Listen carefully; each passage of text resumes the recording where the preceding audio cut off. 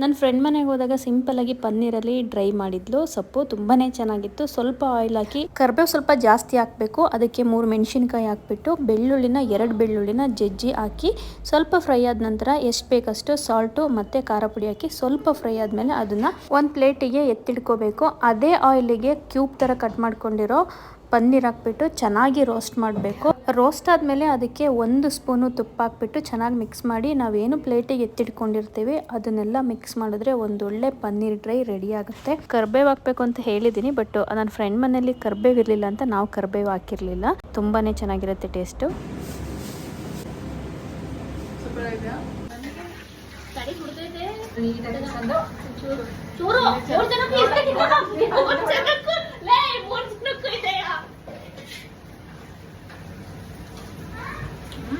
ಅನಿ non veg ತಿನ್ನಲ್ಲ ಅಂತೇಳ್ಬಿಟ್ಟು ಅವಳಿಗೋಸ್ಕರ paneer dry ಮಾಡಿದ್ದು.